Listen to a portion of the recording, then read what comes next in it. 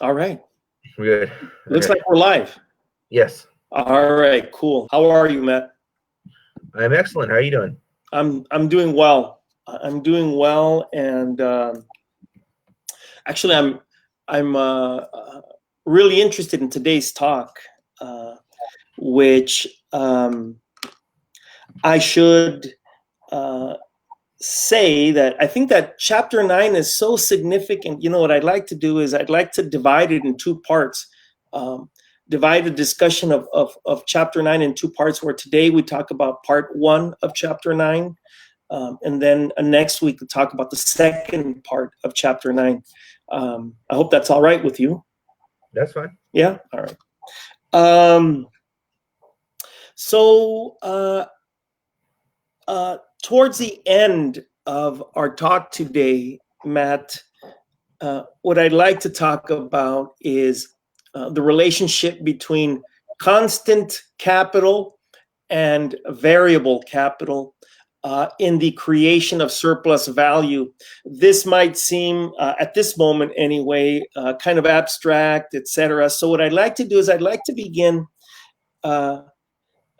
talking about a stroll through the neighborhood I took the other day. A kind of roundabout way, but hopefully by way of that discussion and by way of this short narrative, I can talk about, we can conclude with this theoretical discussion, and it'll make more sense. Yeah. Mm-hmm. And to do that, what I do, a few times a week is I go on an evening walk, right? And of course, I step out the front door and I take a walk through town, and the walk takes me sometimes a little over an hour to complete. But as I walk, I go through a variety of neighborhoods. And one of the things that has caught my attention these last a few months is that on some houses, the front lawns of some houses by where I walk are posters and banners that thank essential workers. And as I read, as I'm walking by, I actually read some of the essential workers that they're talking about. And so they, these posters identify grocery workers, postal workers, medical workers, et cetera, et cetera, et cetera. But one of the essential workers, or one of the category of essential workers that I do not see identified in these posters are agricultural workers. I don't see identified what I say are the pickers, the packers, and the poolers of of the fruits and vegetables that we consume, the dairy products that we consume on a daily basis, right? And of course, when I talk about pickers, I'm talking about the actual people that are picking the fruit. When I talk about the packers, I'm talking about the people that pack the fruit in the warehouses where the fruit is collected, and then of course packed in crates, and then from where the fruit is loaded onto trucks and then pulled to the various locations, be they grocery distribution centers, or be they the ports of Southern California, for instance, or the ports of the Bay Area, where they are, where the fruit is shipped out in refrigeration trucks or refrigeration ships, right, to various locations, various destinations.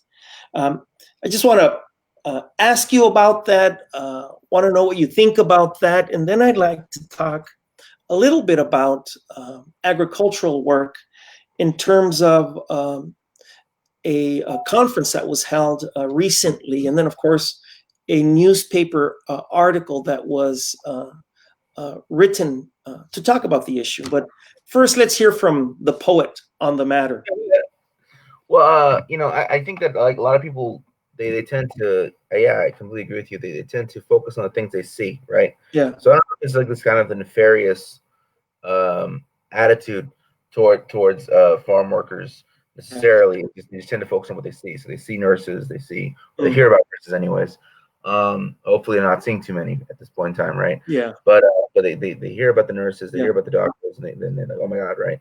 But then they see the checkout boy, they see they see the trash man, they see the postal worker, right? And they think, okay.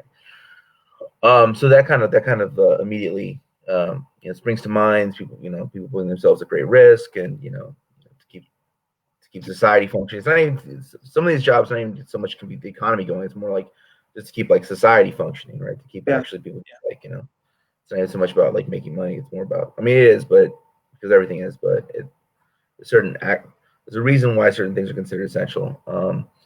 Anyways, so they see what's in front of them, but the kind of invisible hand that actually keeps everyone fed, because you can't eat a car, you can't eat a lamp, you can't eat a desk. The thing that actually makes everything else possible, the labor makes all other labor possible, because it's the labor that keeps everyone alive, is invisible to them. But it's always invisible to them. Yeah. It's not just invisible to them in crisis; it's always invisible to them, regardless of whether there's a kind of general homeostasis or whether things are up in the air. So I think that really speaks to the position of agricultural labor today. It's just largely taken for granted. It's invisible. Yeah. And that's kind of that's why. That's why it's acknowledged. Yeah. Agricultural work is invisible, however visible it is. When I drive north on the 101 and I go over the pass, and I enter the valley there just north of Thousand Oaks. At least up until recently. Now, of course, there are a lot of it's getting quote unquote developed, right? There's a lot of buildings getting constructed in that area, but for as long as I've been driving over the Tejon Pass in that area, of course, and up until recently, there were strawberry fields, there were onion fields, there were lemon fields, et cetera, et cetera. So it was, and then of course there were workers that were hunched over picking strawberries, for instance, right? Hunched over picking vegetables, and from what I remember, it looked like some kind of lettuce or something like that they were picking. So in a sense, they were, they're, however paradoxical it might sound, their invisibility rested on their visibility. And I know that sounds a bit strange, but there's an added element here in terms of the invisibility of agricultural workers,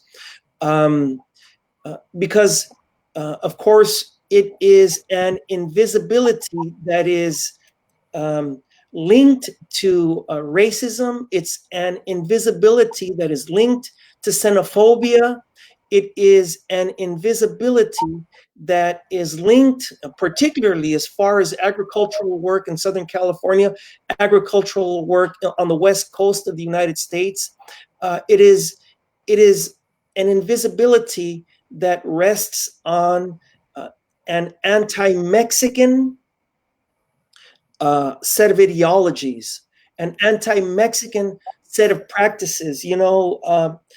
Without that kind of racial hatred, without that kind of hatred and fear even of immigrants, without that kind of sentiment, a whole set of exploitative and prejudicial, discriminatory practices would be very hard to mechanize, and it's on the basis of this understanding, right, that Manuel Barajas, a colleague that I have over at Cal State Sacramento, organized a talk back in mid-April, as a matter of fact, organized a talk titled Essential Labor, Farm Workers During the Pandemic. And of course, Manuel Barajas and his colleagues over at the Center on Race, Immigration, and Social Justice over at Sacramento State organized a talk, and organized rather a series of talks. And one of the presenters, a person by the name of Christina Victor, shared an observation that I'd like to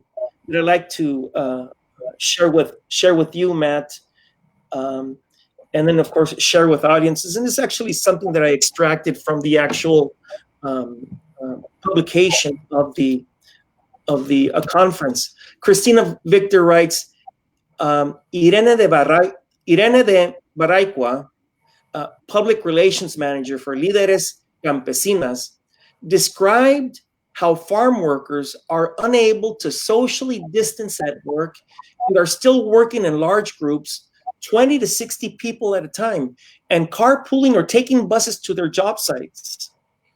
She stressed the fact that most farm workers do not have access to healthcare or the funds to pay for healthcare, and are likely to seek out medical care when ill. So it's not preventative care, that they are receiving. It's care after the fact, right? After the fact of their illness. A large part of their campaign is to inform and educate farm workers about the availability of doctors and medicines, sometimes with charge, preventing outbreaks of COVID-19 in the field, and dealing with health impacts in the farmer community are structurally challenging. As essential labor, they are forced to work for prolonged periods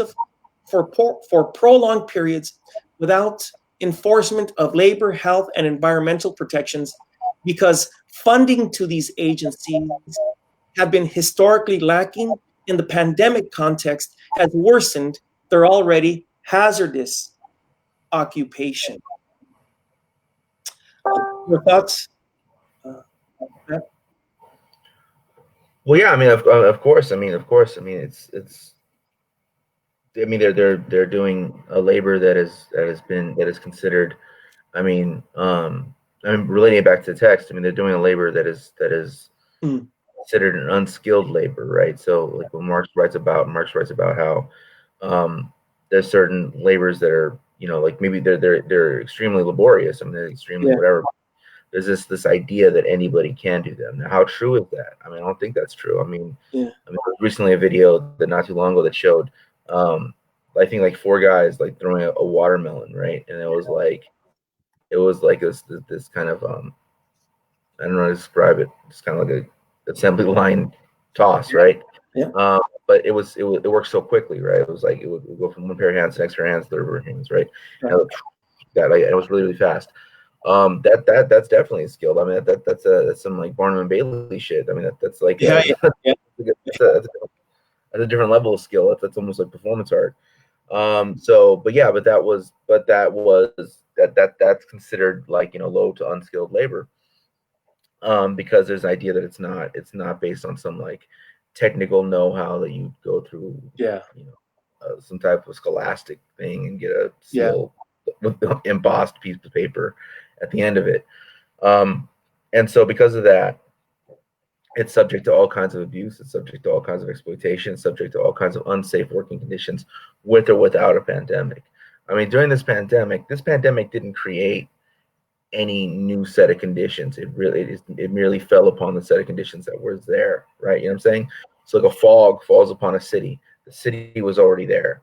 You know what I'm saying? It didn't create, the fog is not creating any buildings. The fog is not creating any cars. The fog is not creating homes. The fog is not creating the sewage systems and the systems were already in place, right? So this is very much like a fog falling upon a city, a storm hitting a harbor, right? Everything was in place already. So all these things that are in place already are just being exacerbated by like Yeah. what by this. I mean, it's like this is like this virus is attacking the pre-existing conditions of society, Yeah. right? And so when we see that, of course, um, agricultural workers who you point out are primarily the bulk of which in this area of the country, and really throughout the country, primarily Mexican migratory labor, in Central America as well, but like for the most part, it's Mexican migratory labor that does a lot of this work, and so that is kind of uh, for reasons that are historically based. The United States of America, people within the United States of America feel very comfortable exploiting that group of people, Yeah. and seeing them endure hardships as kind of um, part of the culture. Yeah. It's part of the culture. It's part of just the part of the understanding of the world. It's very interesting. It's very interesting how that plays out. How that plays out here in the States. Yeah. But I'm really actually in some ways more interested in how that plays out within the minds of Chicano people and stuff like that. Because I was actually, and I don't want to go too far detour here, but I was actually working on this screenplay with a friend of Yeah. mine, and uh, and they're from the South Asian background, Desi, Indian, Pakistani, Mm-hmm. and so I was saying, well, yeah, we can have the father encourage her to become a nurse, or encourage her this, and I kept saying this, and he kept looking at me like funny, like he didn't understand what I was saying. And he's like, well, why not a doctor? Why not this? I'm like, well, in the screenplay, she's not like she's kind of messing up, so we got to like downgrade it a little bit. He's like, yeah, but we don't do that. Like that wouldn't happen. They'd always want to be the doctor. Why wouldn't they want to be the doctor? Why wouldn't they want to be the lawyer? Why wouldn't they want to be these things? And so for me, it's like, well, I couldn't wrap my mind around that. Yeah. Because the idea is like, even if you're like, a member of like, even if you're like this member of the community that shows all kinds of spark and talent, whatever it is you want to do, it has to be downgraded from the very top, right? Like you are the special one, so you can get in the building, but no way are you ever going to be the CEO. Are you kidding me? Yeah. You have to be an executive. No way are you going to be like the doctor, the lead. You can do this. So there's always like this kind of tempering of expectations that happens, because here in the United States, Mexican labor is seen as something that should be cleaning dishes and mopping the floor and doing all these things, and to exceed past that is to be seen as extraordinary. But to go even beyond that, to be the very top, that's just not even. Yeah. That's outside of that. Yet in Mexico, such ideas don't exist. You know what I'm saying? Because somebody has to be the pilot, somebody has to be the president, somebody has to be the lead architect, somebody has to be, you know what I'm saying? Like, Yeah. so this idea that like I'm a Mexican and therefore I could never, I mean, there's all kinds of other reasons why, like people will tell you to temper your dreams, but like the idea that just being Mexican means that, like the thing called Mexican can be put on you means that you therefore cannot be, Yeah. et cetera, et cetera, et cetera. Yeah. Because there are Mexican pilots, there are Mexican architects, there is a president, right? The Mexican president is Mexican, Yeah. right? So like kind of like this idea of what Mexican labor is and isn't inside the United States allows people to turn their back from horrible conditions, and it allows people to question how a person got somewhere they're not supposed to be, and it allows for all kinds of things. It allows for all kinds of things. But It's those are particularly U.S. concepts. Yeah. That It's our incorporation, it's our integration, it's our assimilation, it's our presence in the United States, uh, uh, where there is a tradition of racialization, right? Um, it's that kind of incorporation where we are channeled and where we are fit in particular slots in the social and economic order, such that, right, we are assuming, that these things are not, assuming that some of these things are unproblematic, and that's a big assumption. Our slot is to be, at best, the packer in the packing shed, at best, not assuming again that these things are not problematic, not the owner of the farm, right? Of course, that's filled with a lot of implications and problematics, but it speaks to the consciousness that and to the culture, right? The ideologies that surround what it means to be a Mexican, right? Who is quote unquote in the pursuit of the American dream, right? Mm. And so, anyways, there's another quote that I'd like to turn to, and this one from a colleague, an emeritus professor from Cal State San Bernardino, Gonzalo Santos, recently wrote an article that was picked up by the New York Times, if I remember correctly.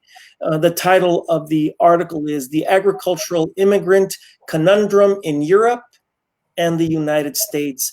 And of agricultural workers in the United States, he writes, and this is of course an excerpt from the article: 50% of undocumented immigrant households filing tax returns using individual tax identification numbers in 2015. This is concerning these people. In 2015, they paid $23.6 billion in federal income taxes. That doesn't even include workers who paid taxes with fake Social Security numbers. They have also paid every year with or without the ITIN numbers over $11 billion in state and local taxes.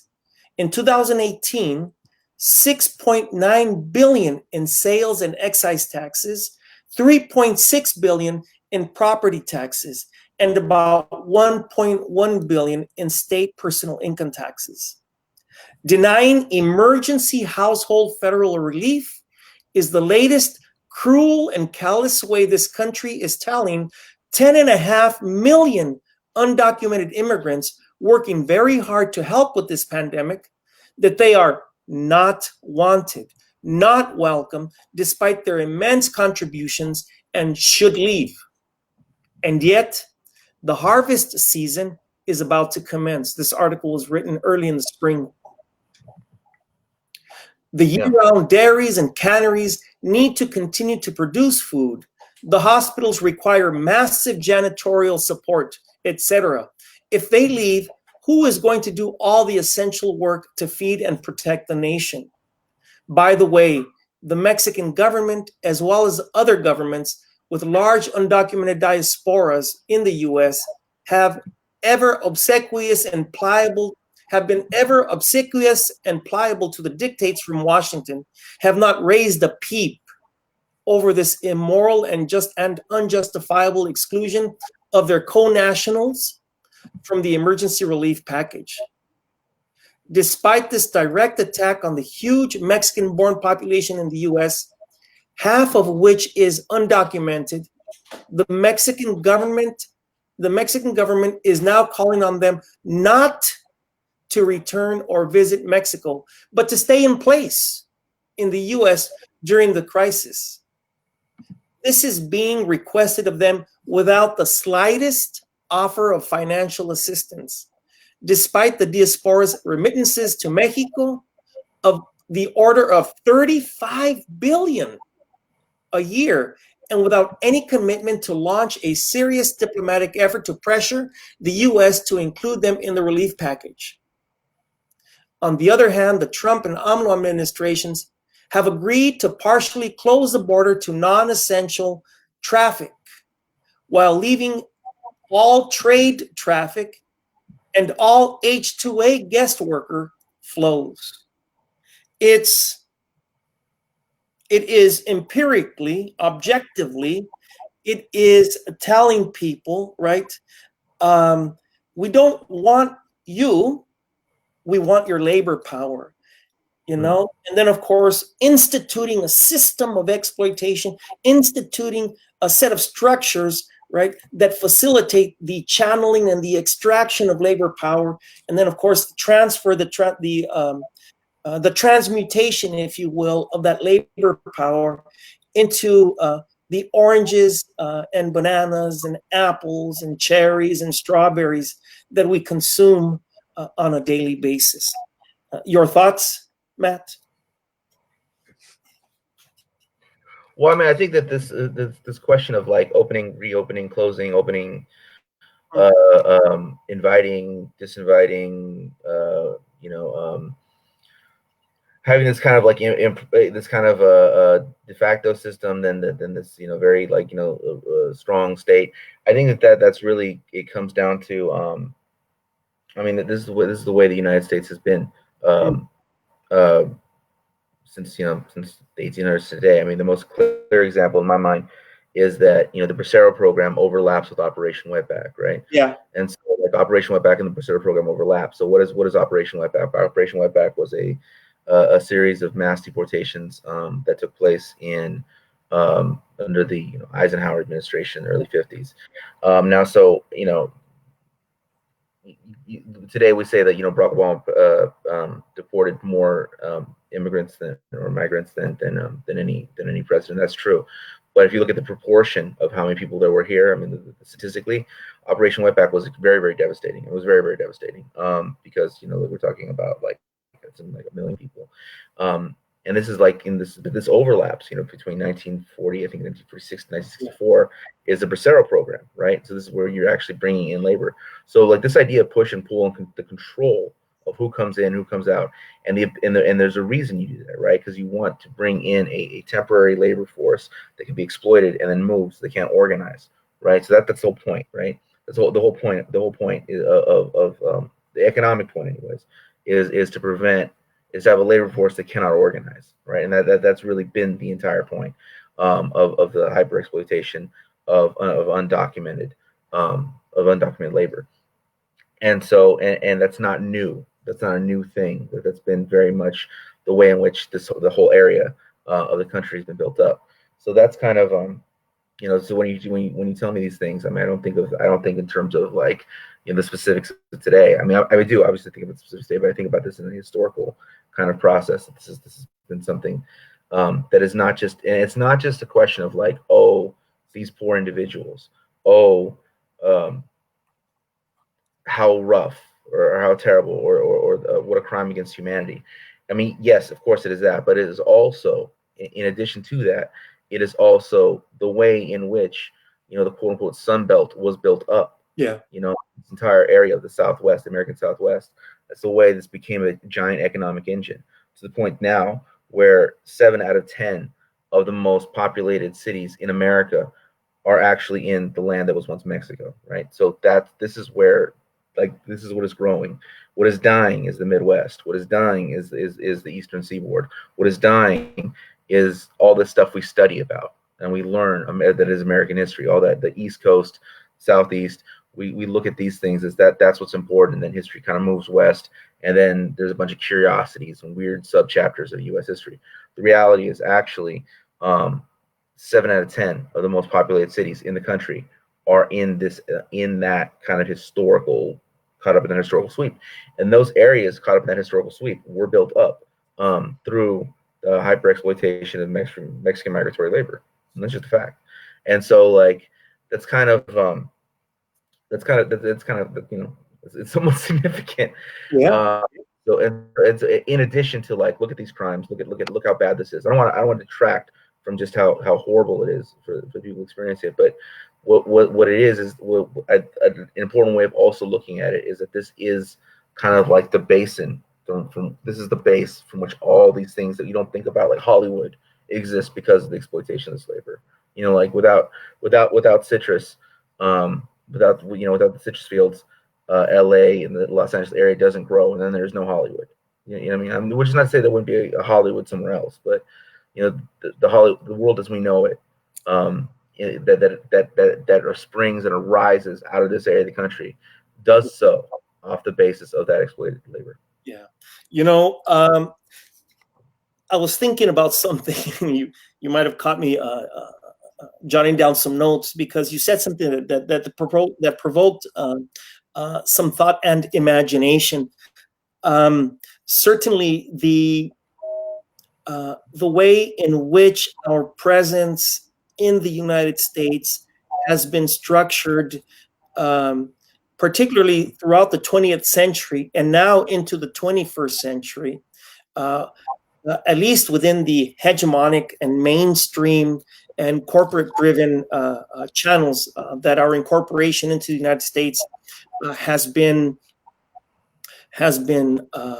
administered. It certainly is about complicating and making it difficult for us to organize, right? And of course, those of us who are students and scholars of Chicana and Chicano history, we know that we have organized in spite of the corporate interests to keep us from doing so. But for the moment, what I'd like to talk about that. I'd like to talk about mainstream and conventional notions of our incorporation and practices of our incorporation into the United States throughout the 20th century and then into the 21st century. And I'd like to say that if we are social beings, I mean, we are human beings, and if human beings are social by nature, right, that is, that we are organizational by nature, then the technology, right, that surrounds us as workers, as Mexican workers in the United States, is about extracting our capacities from our bodies, extracting our capacities to work from our bodies, and at the same time complicating our very human nature, our very proclivity to organize. It is about ensuring, right, that we exist, that we would exist as individuals, unconnected, or rather disconnected from one another, right? And then disconnected from others, disconnected from other workers, of course, and disconnected from other Mexican people who have an interest in being full human beings, have an interest in organizing and interacting with others. And then finally, this leads me to think about, the ways in which we were closing our show in the early episodes, when you were saying, for instance, just because, I forgot how you put it, right? But just because, we're separated, we don't have to be disconnected or something. Remember what you were saying along those lines? Yeah, I said just because we're locked in doesn't mean we have to be locked out. Exactly, right. So that we have to struggle and keep on doing what we can, right, to stay connected, to stay in conversation, and to stay organized with one another. I think before we get into the discussion of variable capital and constant capital, there's something that I want to talk about as far as these quotes, and as far as this category, essential work. And my thinking about this is that people like us, and particularly people like us who are, or rather Mexican people, and other people who are farm workers. Of course, it's not just Mexican people that are doing agricultural work in the United States, but of course, the scope of the show has a Chicana and Chicano bent to it. So we're talking about, in this case, we're talking about Mexican workers, Chicana and Chicano workers. That Chicana and Chicano workers are seen as essential workers, however disparaged and however discriminated and however exploited and oppressed they are. They are seen as essential because there are skills that they exercise at work that are not they're not reproduced, have not been channeled by way of technology. And what I mean is, Mexican workers in the agricultural industry trim vines and trim the branches of trees in ways that technology and mechanization is unable to do. Mexican agricultural workers prune fruit from trees in ways that technology is unable to do. Mexican workers select marketable fruit, that is attractive fruit, right, for our consumption in grocery stores throughout the nation in ways that technology is unable to do. That is, Mexican workers pick, pack, and pull fruit in ways that technology is unable to do. And so I think that this is at the crux. This is at the base of what identifies us, or those of us who are farm workers, those of us who work in the agricultural industry. I think that this is at the base of, what it is that makes agricultural workers essential workers. Because if the technology existed to pick, pack, and pull fruit in this particular way, then we wouldn't be identified, or those who are, those Mexican workers who are agricultural workers would not be identified as essential work. Would explain, their absence on the posters that I see along the way as I walk, through the neighborhood with my pets.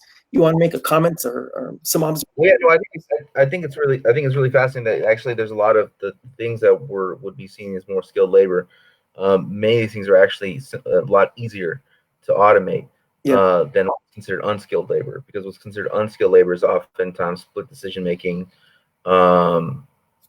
split minute decision making. That's kind of like okay, to prioritizing, looking at a fruit and just like doing that human eye thing, right? Yeah. And that's kind of like, and then after that, moving the fruit and doing these things. So it's multiple commands. Generally speaking, unskilled labor, what's called unskilled labor, requires a series of multiple commands. So we're talking about a maid, talking about a retail worker, talking about a farm worker. All these things are considered like kind of low to unskilled, right? But they require a lot of decision making, like a lot of like just kind of like small, minute, but decision making processes, right? Yeah. Decision making processes. Whereas a lot of things that are more considered skilled, oftentimes are actually repetitive, but require an extremely like skilled, steady hand, that whatever, right? But that thing, that thing you're doing is actually a computer could even do. A computer could do it better. As good as your mind is at that, like some supercomputer that was based on doing one thing and doing it well, is going to outpace your mind. I mean, it's like kind of sort of John Henry, right? To the extent that we dumb down our minds, it certainly is going to outpace us. Yeah, it's certainly. And so that's kind of interesting, but there are aspects of field work that have been affected. So I mean that have been affected, that there aren't like the pruning out those are. And what I always go back to is in 2013 there was an Alaskan congressman who had roots in California, who got in a lot of trouble because he said he had this comment he made. I don't know how much trouble he really got in, because it was he got slightly censured, and that was the end of it. But this guy Don Young in 2013 said that back back when I was a kid, my father had a ranch, and we had 50 to 60 wetbacks. But now you go there, and now there's only like 4, right? And what he was talking about was the process of technology. That's what he was talking about. It was making a broad comment, not just about agriculture, but in general about technology and how technology was stripping away old forms of labor. But that's how he thought. I mean, he thought, we had 50 to 60 wetbacks and blah, blah, blah. And so, like, you think about this guy's life. This guy's, he's a congressman. He's like riding the highways and byways to the American dream. He was born into wealth, and he was able to live out his dreams. But he was able to live out his dreams because he was able to go to like a university. He was able to do this. He was able to do that. He was able to live a kind of a life that would prepare him to live this, fantastic life of a congressman. Off the backs of these people he's referring to wetbacks. He was a future farmer of America. Right. So that's who he became. And he became that because he was born wealthy. I think of another individual who made a living off of shitting on Mexicans, is Sam Peckinpah, who directed the film The Wild Bunch, right, which is considered this very innovative film that really brought forth whatever. But if you watch The Wild Bunch, what it is essentially, to me, when I watch it, I think of it as a reimagining of the Mexican expedition, of like going down. I mean, it's not the army; it's a band of guys, but it's kind of like it's part of that imagination of the Wild Bunch or the Mexican expedition, or like maybe like William Walker going into Nicaragua or some kind of weird combination too. And it's just like these white guys going to Mexico because they killed too many natives here in the United States, and so they need to exercise their bloodlust, right? Because the frontier's closed, I guess, and so they head down to Mexico, and they're just down there shooting banditos and killing all these people. Now, so the interesting thing about that to me is not necessarily the film and what it represents. I mean, that is interesting, but it's also, where did Sam Peckinpah get his start in life, that he could go off and become, this filmmaker, this auteur, this whatever, this auteur, this guy who's making these risky, dangerous films with no worry that he was going to end up, eating a can of tuna in an apartment somewhere, right? Like, he was wealthy, he was rich. This like gritty kind of, like Peckinpah, like, and this is kind of like gritty, masculine filmmaker, blah blah, tough guy shit, right? So this tough guy filmmaker is, was actually a rich kid, right? And almost all his films, most of his films, are about shooting Mexicans in the face, right? That's kind of like what it boils down to. When you look at The Wild Bunch, or was it Bring Me the Head of Diego Garcia or something like that? It's all about killing. It's all about shooting, hunting down Mexicans. Well, he grew up in Fresno, and he was the son of a farmer, right? And so his wealth, his initial wealth that pushed him into life, where he could pursue his dreams and become, this cinematic figure, also come from the hyper exploitation of Mexicans, so that he could later show them being slaughtered. Yeah. And be celebrated for it. Yeah. Yeah. Isn't that and to question him, and to question what he's doing, is actually, because I knew a guy that was trying to write dissertations. I knew someone was trying to write a dissertation on the Western, and like write about Westerns, and he was like, wait a minute, the Western is built on the bloodshed of Native and Mexican people. And then he was shocked when he thought, like, I just came up with this brand new paper that nobody ever thought of, and he was shocked when the field doors closed on him, because that's not only true, it's so true it cannot be spoken. Yeah. It must be visible. Right. It's so true that Mexicans pick fruit. It's so true that Mexicans are working in mud. It's so true that Mexicans, we see them working on the side of freeways, the 101, that it must be made invisible. I often share an anecdote. I might have shared it before. When I first started making trips over to the Central Valley about 30 years ago, I remember driving through Kingsburg, California, on a very hot, and it must have been about 107, 110 degrees, driving through Kingsburg, California, on the way to the 99. And as I was driving, it was a Sunday. I remember, I'll tell you why it was a Sunday, because after I drove by where people were picking peaches on a Sunday morning, I made it into Kingsburg. I made it into town. And there to my left, as I was making my way to the 99 freeway, it's still there, is a red brick church. And there were people in that church praying, and I always think about that, likely that church was air conditioned.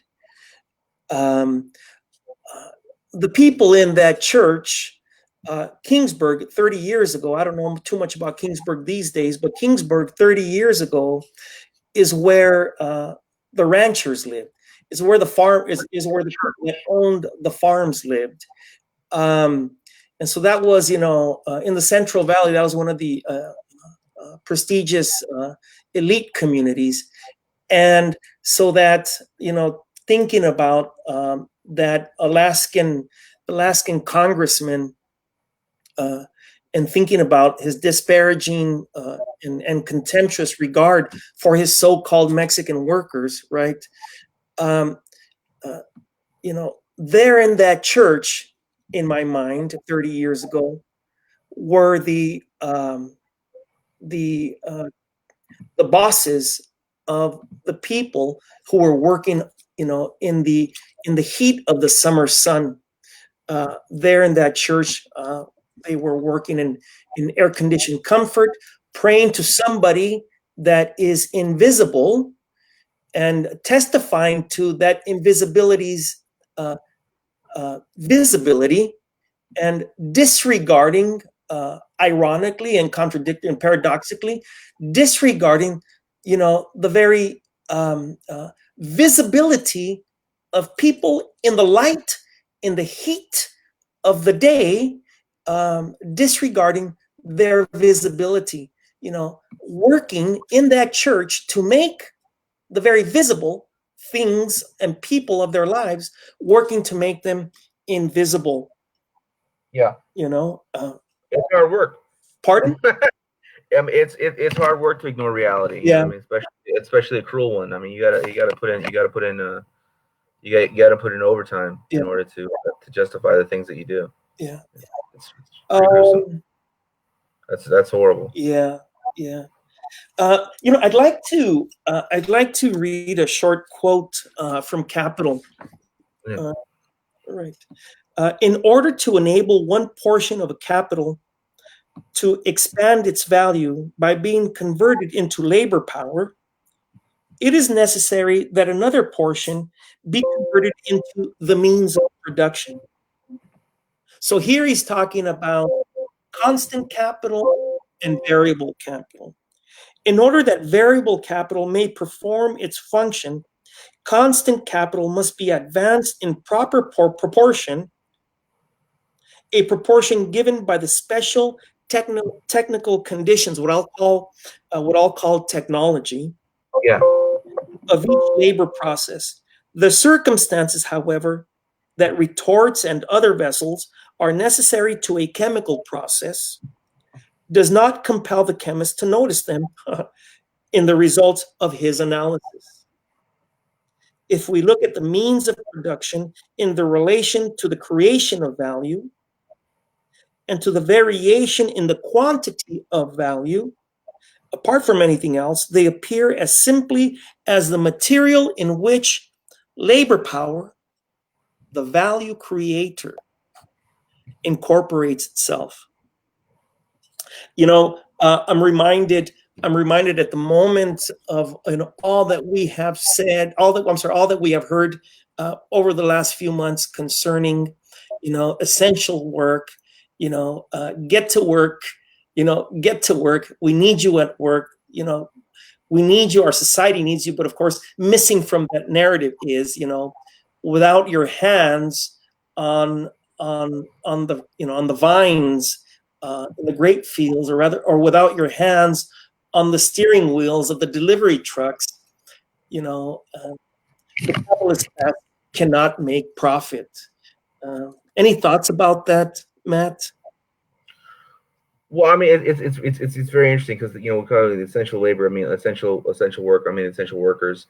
A lot of it gets like kind of glamorized and whatever, but then you think about this like area of essential work that maybe is less known, or it's made invisible, and it's kind of like it's interesting because it's essentialized, right? It's essentialized in the nature of the people doing that work, and then so it's just really it's a real interesting thing because like if you look at like statistically what's happening right now, who's the most likely to get this, right? Who is most likely to get COVID? Who is most likely to experience it? It actually is.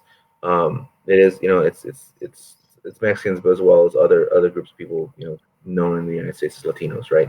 Yeah. That's the group that's much more likely. It's at this point in time, it's becoming, those numbers are just getting higher and higher and higher. That increased rate is getting higher and higher. And now the other group of like largely impacted is Black American. They're getting impacted as well. Not the same rate, but like that again, it looks at the same. That would points to the differences of how America is experienced by the different groups of people. I mean, if you're more forced into, if you're more, the conditions are similar, but there's variations, right? And like very much we're like kind of the mule in this economy. We're very much like the burro, right? Get back to work, get back to work, get back to work. Yeah.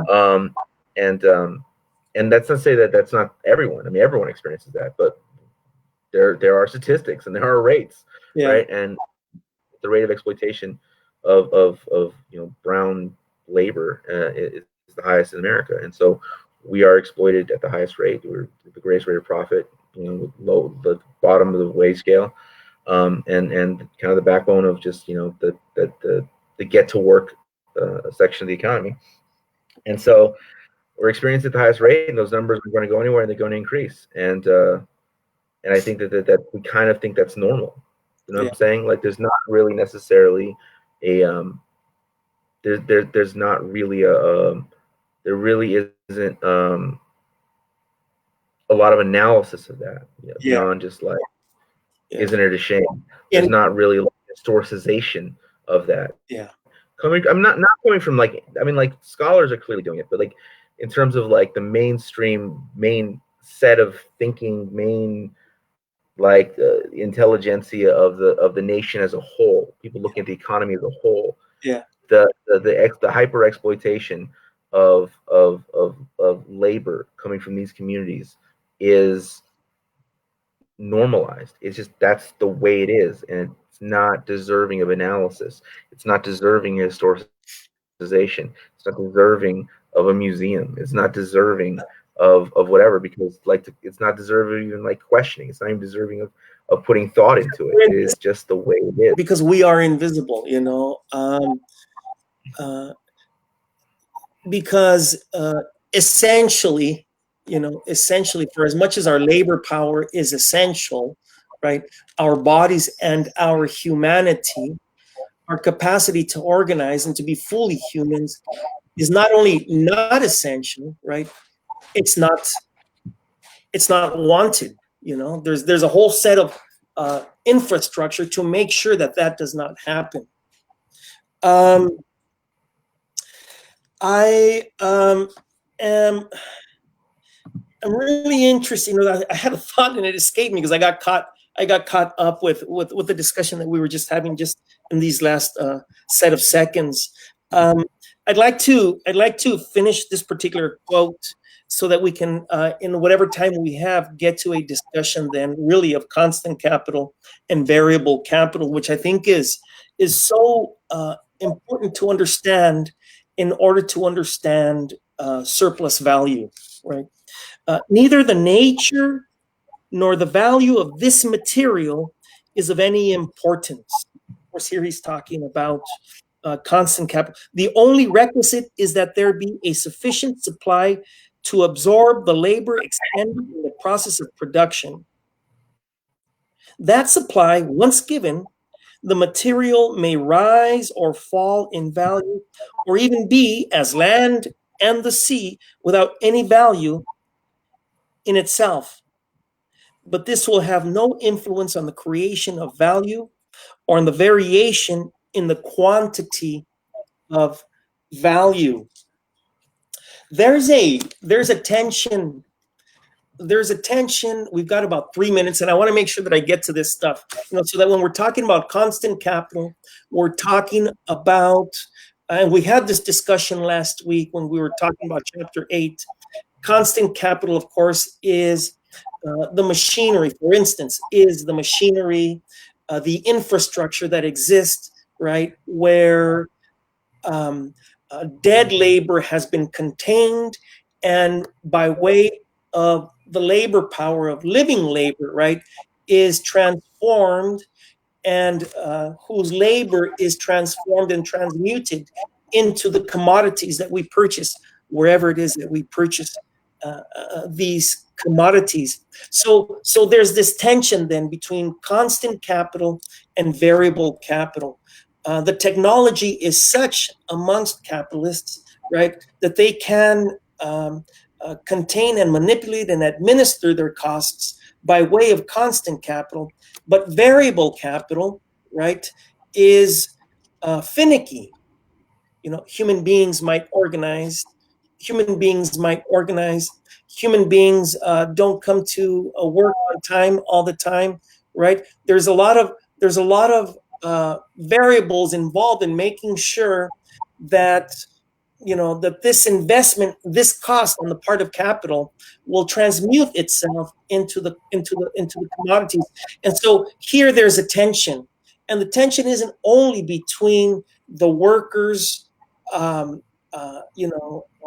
in the factory or in the agricultural fields, and the owners of the factories in the fields, but really the tension is, between the interest of the owners of the factories and fields, um, the interest that they have to extract from the workers that are essential to them, to extract from them their labor power without conceding their natural impulse, workers' natural impulse to organize and to dictate and to determine the context and the conditions of their employment, if not the conditions of their productivity, the conditions of their work.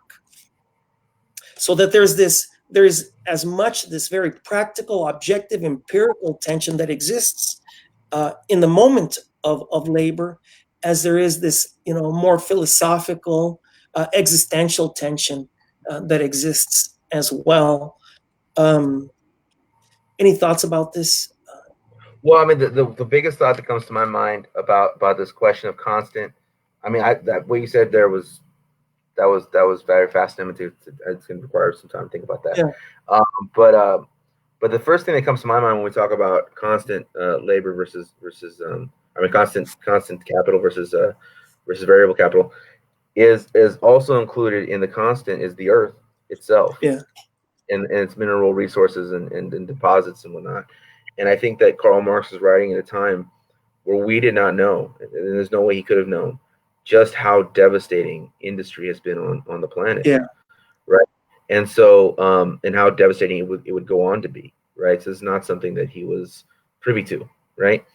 And I think that in some ways, like, let's say like we're a group of people and we live in this place and there's these berries and we're going to make juice, right? Yeah. Now I'm exploiting everybody and I keep all the berry juice for myself, and the rest of you, I'll give you enough juice to stay alive, but I'm going to just keep, I'm going to live it up, right? Yeah.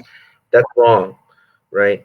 Now let's say there's a popular revolt and I'm overthrown, and now the berry juice is distributed equally and the work to get the berries is distributed equally. Okay, cool, right? Good. Let's say that berry juice that we're drinking, these berries that we've been all like, drinking from our chalices, is poisonous, right? Regardless of whether or not the berry juice is being distributed fairly, that is poison. We are drinking poison, right? And so we've seen in the aftermath of the Industrial Revolution is whether the fruits of the Industrial Revolution have been shared fairly or unfairly, right? The Industrial Revolution has been toxic, has been poison, not toxic in a very cool nouveau postmodern way of using the word. No, literally because of industry. It is literally destroying life on Earth, right, including ours. As best in our lungs. Right, at spectacular levels. And so, like the question comes into mind, like, how do we make industry? I mean, the question would come into mind not only how do we distribute work and the rewards of work more fairly, would also be like, how do we not live in industry? Because even if we do this at a more fair rate, similar to the berry juice analogy, it's poison. It's poison. So that's the kind of question of constant, because like the constant capital is also the earth itself, and to move away from thinking of the earth as like the same as a rake, is something that we're going to have to do, or we will die. Yeah. As individuals, we're all going to die, but I mean, like, we as a species will die, and we will take a lot of other species with us if we do not stop thinking of the earth in the same way we think of a pen or something, right? Yeah, absolutely. Hey, Matt, we're at the close. Yeah. So I'm going to read this. You know, like most of the poems I've been doing are very labor. Let me interrupt you. Hold on. Let me interrupt you. I want to thank Karina for facilitating today's talk. Thank you, Karina. Go ahead. I'm sorry. I just want to make sure to capture that. Go ahead, please. Oh yeah. By the way, like something happened on the thing, so we have like a ton of questions and a ton I haven't of people. seen any. They're not appearing on my. Yeah, no, they're there though. Oh, so, like, yeah. all right. I'll get to them after the show. You know, between now and next week. You know, as I often do. Go ahead. I'm sorry. We're talking a lot about invisibility, so I'm gonna read this one. All right. It happened fast, it happened young, a song nestled in your ear, a psalm of forgetting, a hymn of daggers and fog. Neither here nor there you were taught, you embodied nowhere. Now declare your voice absent, bow your head, and present your palms. You have been gray, you have been odd, no one from nowhere. Born forgotten, the moral of your story quickly discarded, the invisible backs that move the market. Now back to work and thank the bosses, because nothing ever changes but the census spick. Hispanic. Speak English, wetback, dirty, stupid, lazy, good for nothing, job stealing, Mexican, un-American, invasion by birth now, born of a nation of mongrels, not far removed from the mountains. See how fast that happens?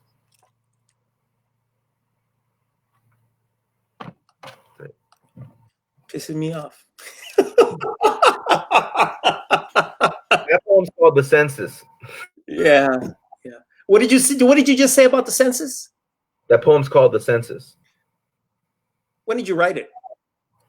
It's part of Mowing Leaves of Grass. So okay, I haven't. Well, the reason I ask is, of course, because you know the Trumpian ruminations currently and projects to ice undocumented workers. Right. But these lines, not far removed from the mountains, that comes from William Parker. He said that Mexicans are half-bred Indians, not far removed from the mountains, something like that. So William Parker, the big the police chief, that kind of formed the LAPD, that really kind of made them modernize the LAPD. Born of a nation of mongrels, that comes from Abraham Lincoln. Said Mexico is no doubt a nation of mongrels. Invasion by birth canal, that comes from, I think her name was Barbara Allen Coe, and she was one of the major people of within the Minutemen movement. And she said that that right now we're facing an invasion by birth canal. So that's kind of like where those three comments come from. So I'm not just like writing things. I mean, they're actually no. Absolutely. It's just that it's so unfortunately that poem is so timely. Unfortunately, that poem is so relevant to the last couple days. You know. Anyway, well, I thank you so much. The census has been a tool to invisibilize our struggle. I mean, that is our relationship with the census. It's to blur and muddy the waters as to like who we are and what we are and where we stand in this country. Like that's a fact. That's another fact. Yeah. So, anyways. Well, thank you so much. Thank you to the audience. I'm sorry I didn't see anybody's questions or comments. That's which is why I didn't turn to you. But I'll get to you. I promise. Thank you, Matt. Yeah, it's been hard to do like the double screen thing, but yeah, we'll get to the questions below. I kind of try to address one of them, but anyways. All right, cool. See you next week. All right, thank you.